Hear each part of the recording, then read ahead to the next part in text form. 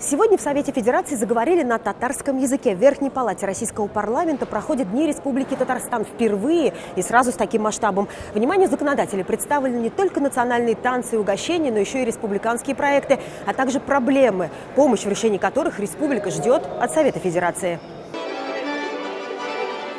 Пока внизу в холле играла татарская музыка, на 6-м этаже в кабинете председателя Совета Федерации шла беседа в узком составе. Хозяева и гости договорились подробно обсудить весь перечень пожеланий Татарстана по реализации проектов. Ряд из них в виртуальном виде этажом ниже представили на выставке.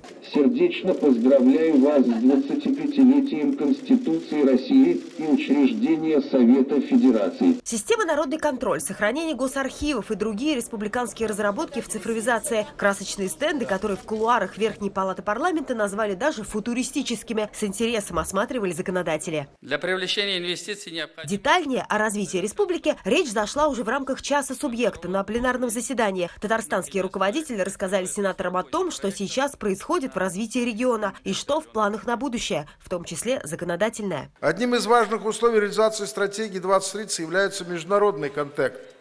В условиях закрутки санкционной спирали в межгосударственных отношениях новые возможности видим в реализации регионального измерения внешних связей. Кто-то с ревностью смотрит, как развивается Татарстан, кто-то считает, что вам манна с неба сыпется, но большинство, конечно, приезжают к вам учиться. Целый десант специалистов, приехавший на эти дни Татарстана в Москве, к услугам всех интересующихся жизнью республики, готовы ответить на любой вопрос и угостить традиционным сладким чак-чаком. А Татарстан, в свою очередь, ждет от Совета Федерации поддержки ряда проектов, в том числе по линии строительства высокоскоростной железнодорожной магистрали Москва-Казань. Есть большие крупные проекты, где законодательно нас надо поддержать, финансово нас надо поддержать. Вот по итогам нашей работы есть итоговые документы, где все эти наши просьбы учтены.